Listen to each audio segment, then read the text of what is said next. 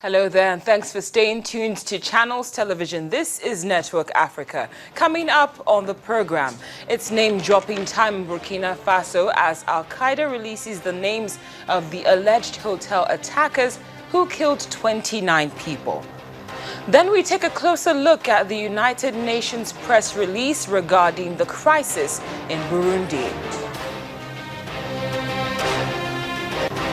And later on, 14 million people face hunger in what is Southern Africa's worst drought since 1904. We have the latest from Johannesburg.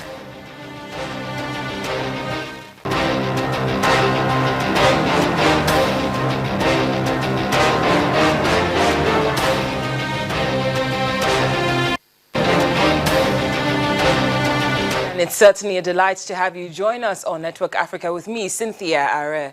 Fresh details have emerged regarding the Burkina Faso attack in which 29 people were killed. According to Al-Qaeda, the Islamic Maghreb, they have successfully identified 3 fighters whom they claim are responsible for the weekend attack. The attackers are alleged to go by the following names: Al-Batar al-Ansari, Abu al-Bukali al-Ansari, and Ahmed al-Fulanial Ansari. In a press briefing, the French ambassador to Burkina Faso also gave an account of the situation, praising the French troops for eliminating the attackers. Neighboring Benin President, that's Thomas Boniai, arrived in Ouagadougou to offer his condolences to President Kabore and said the West African Regional Bloc, ECOWAS, would have an emergency summit to discuss the issue. In order to avoid a recurrence, leaders from Burkina Faso and Mali have resolved to work more closely to fight jihadists by sharing intelligence and conducting joint security patrols. Well, now to some news from East Africa regarding politics. It was an eventful weekend for Uganda, which held its first presidential candidate debate ahead of the polls in February. President Yoweri Museveni, who faces his toughest re-election in his 30 years in power, was a no-show. His absence left 2 of his main rivals, that's Amama Mbabazi and Kizza Besigye, to fight it out. It's imperative to note that even though President Museveni is expected to emerge winner, his government has been accused of intimidating opposition supporters, including making arrests and beatings and interference with campaign events. Ugandans, for the first time ever, were able to watch presidential candidates grilled on live television.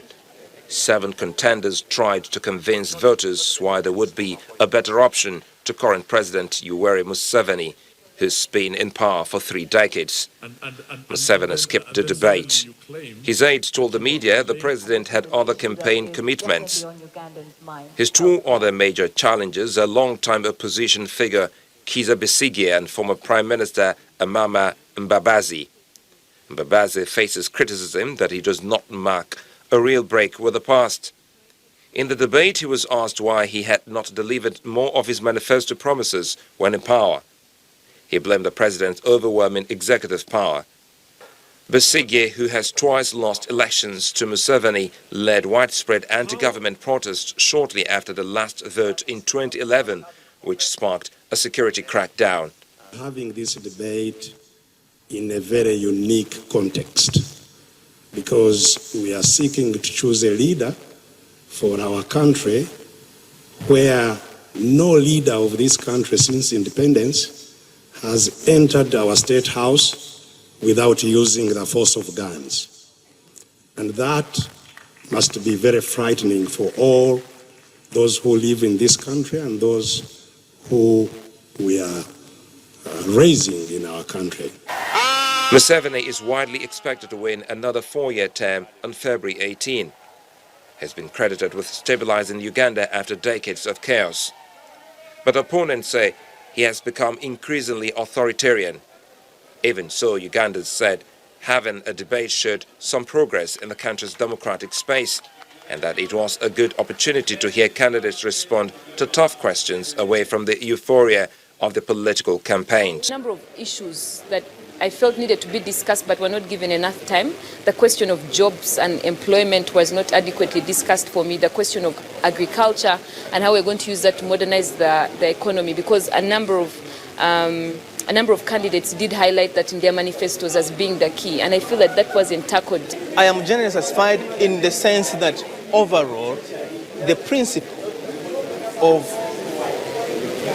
people who want to lead the country coming out and sharing their ideas, sharing their programs with the population through this platform of the debate have been met. Opposition leaders had initially planned to challenge Museveni as a coalition, but were unable to unite behind a single candidate.